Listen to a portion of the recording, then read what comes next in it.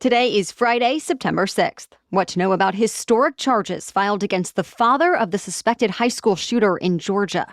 Also, a surprise guilty plea, why Hunter Biden has taken steps to avoid a trial in his tax case. And we'll tell you former President Trump's plans for billionaire Elon Musk if Trump's elected to the White House. Plus, an extreme heat wave is hitting the western U.S. New data shows progress in lowering the number of teens vaping. And a bittersweet announcement from a U.S. soccer star. Those stories and even more news to know coming up. Welcome to The Newsworthy. All the day's news in around 10 minutes. Fast, fair, fun, and on the go. I'm Erica Mandy. Thanks so much for being here. You ready? Let's do this. Well, the tragic high school shooting in Georgia this week has now led to historic charges against the suspected shooter's father. Georgia officials charged the 14-year-old suspect's dad with 2 counts of second-degree murder, the most severe charges ever filed against the parent of an alleged school shooter. 54-year-old Colin Gray is also charged with 4 counts of involuntary manslaughter and 8 counts of cruelty to children. His teenage son has been charged with 4 felony counts of murder. Authorities said the father knowingly allowed his son to possess the weapon, and his charges are directly connected to the actions of his son. Remember, 2 students and 2 teachers were killed in the shooting, and several other people at the school were hurt. CNN now cites 2 law enforcement sources who say the suspect's father told investigators he bought the gun used in the shooting as a holiday present for his son in December. And keep in mind, that gift was apparently given after authorities had questioned both the father and son in May of last year about school shooting threats made online. Ultimately, police said they did not find enough evidence that the boy actually posted the threats. This week, 2 other family members told the New York Times the teen had a troubled home life, and reports say there was evidence of his interest in mass shootings found in his room. The teen suspect is set to have his first court hearing this morning. And meanwhile, the community in Winder, Georgia is grieving. There's a growing makeshift memorial at the front of the high school with flowers and signs. Online fundraisers for the victims have collected more than $200,000. The school district will be closed for the week and grief counselors made available. In a surprise move, Hunter Biden pleaded guilty to all 9 charges in the federal tax case against him. The case accuses the president's son of failing to pay at least $1.4 million in taxes in the past. And now the president's son issued a statement, blasting prosecutors for not focusing on justice, but wanting to dehumanize him for his actions during his drug addiction. Hunter Biden added that he will not subject his family to more pain and embarrassment during a trial. And with this unexpected guilty plea, he will avoid one. Remember, the younger Biden already faced a trial in a different case that made public salacious details about his life and struggles with addiction. He was convicted in that case on felony gun charges in June and is set to be sentenced in November. Now, after his guilty plea in this tax case, the judge will decide his fate with a separate sentencing set for December.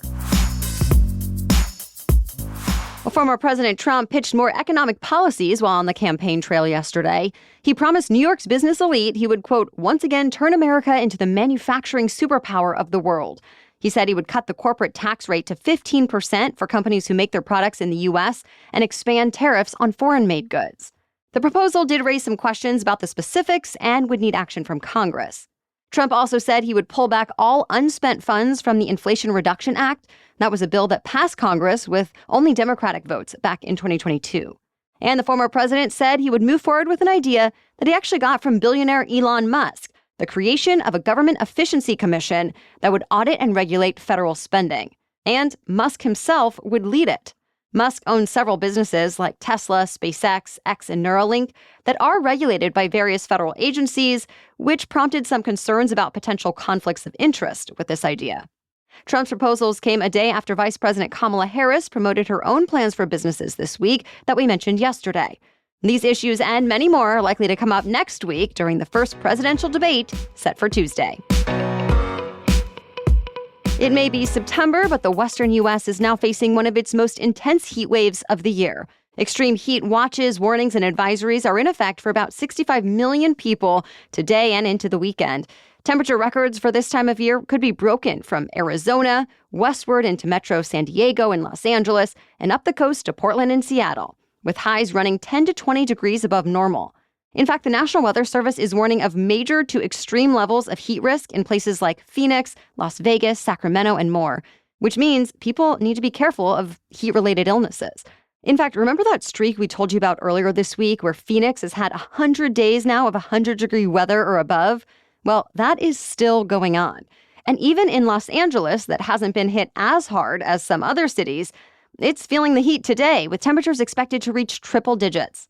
And be aware, heat waves often bring poor air quality along with a greater risk for wildfires.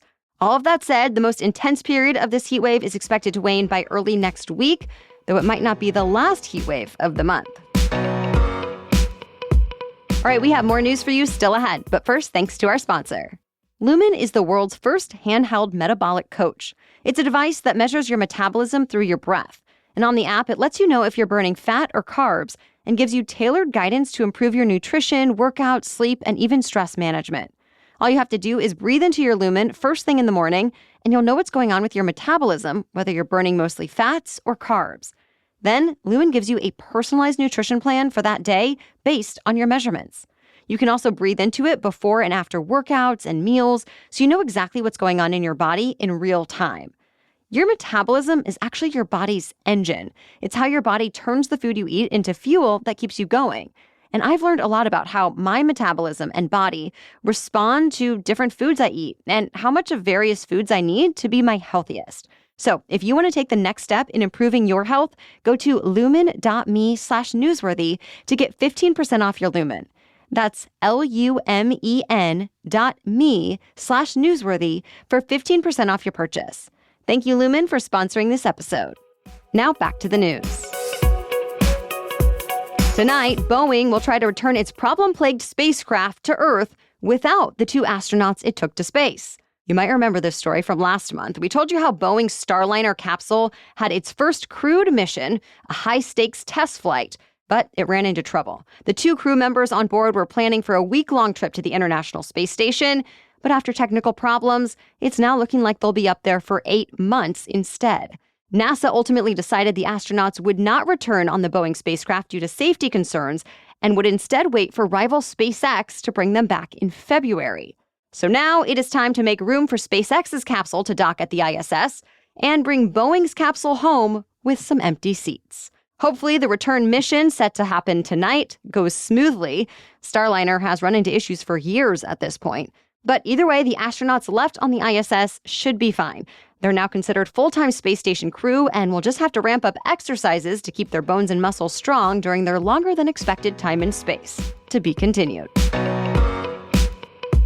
Well, it looks like fewer teens are vaping this year than at any point in the last decade. In fact, the number of kids using e-cigarettes dropped to a third of its 2019 peak.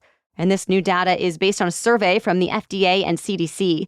The newly released data shows the teen vaping rate fell to under 6% this year, down from nearly 8% last year and a record high of 20% back in 2019. The government health agencies credited a crackdown on the Elf Bar brand of products and other fruity e-cigarettes that are not authorized by the FDA.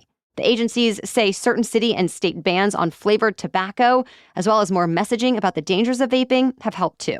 Public health experts call this a win and progress, but they also say there's work to do to reduce youth vaping even more. U.S. soccer star Alex Morgan is retiring. The 2-time World Cup champion and Olympic gold medalist made the tearful announcement yesterday with a video posted to social media. She says this Sunday's home game in San Diego will be the last of her career. The U.S. national team's star forward said her decision has been a long time coming, but a tough one. She thanked fans and teammates and said she's honored to have made a difference in the sport for the next generation of girls. Morgan has been a key figure in bringing an abuse scandal to light back in 2021, and she rallied fellow players to demand the league adopt an anti-harassment policy and other reforms. In her retirement announcement video, Morgan also announced that she's pregnant with her second child. The San Diego Wave plans to commemorate her career achievements and contributions at Sunday's game. All right, how about a sequel to one of the most disastrous music festivals ever? Tickets are still on sale for Fyre Festival 2. And yet there are still no answers about when or where it will happen or who will be entertaining. Yes, it's being put on by the same guy who went to prison for fraud over the first festival. Remember, the original festival was promoted as an exotic island adventure with luxury accommodations and performances from some of the hottest musical acts. But ultimately, it turned out to be a beach full of disaster relief tents and cheese sandwiches. and it got canceled, but only after many people had arrived on the island. Fast forward to August of 2023, and tickets for Fyre Festival 2 range from $500 to up to $8,000. And now, a year later, there are still no answers, just promises. So stay tuned to see if history repeats itself. Well, that's it for the main news today, so now it's time for Feel Good Friday, when we bring you one extra feel-good or positive news story before the weekend. But first, a quick break for our sponsor. Shifting my wardrobe from summer to fall is always a challenge. Luckily, Quince offers timeless and high-quality items I adore, ensuring my wardrobe stays fresh and I don't blow my budget. Think cashmere sweaters from $50, pants for every occasion, washable silk tops, and so much more. I love that I've been able to wear my washable silk tank all summer, and now I can throw my organic cotton knit blazer right over it for a perfect transition to fall. The best part? All Quince items are priced 50 to 80% less than similar brands. I'm so impressed that you get the quality and style with Quince without the hefty prices. By partnering directly with top factories, Quince cuts out the cost of the middleman and passes the savings on to us. And Quince only works with factories that use safe, ethical, and responsible manufacturing practices and premium fabrics and finishes. I love that. Make switching seasons a breeze with Quince's high-quality closet essentials. Go to quince.com/newsworthy for free shipping on your order and 365-day returns. That's QUINCE.com/newsworthy to get free shipping and 365-day returns. Quince.com/newsworthy. Now back to Feel Good Friday. An entire community stepped up to reassure two kids who just wanted to sell some lemonade. 10 and 8-year-old siblings Rebecca and Josh Caldwell had set up their lemonade stand in their Virginia neighborhood like they do each year. But this summer, they were shocked and scared when a man suddenly stole their jar of money in broad daylight right off the table in front of them. It had about $40 in it, and the family's home security camera caught it all on tape. Police eventually arrested the suspect, but the kids' mom didn't want them to feel scared in the future. So she shared their story on Nextdoor and asked some neighbors to come by for some lemonade to help the kids feel better. Well, word spread around town, and several local news outlets even picked up the story. Soon, the community, including a group of more than 130 motorcycle riders, came ready to buy lemonade and lift spirits. In the end, nearly 700 people from the neighborhood and beyond showed up to support the Caldwell children.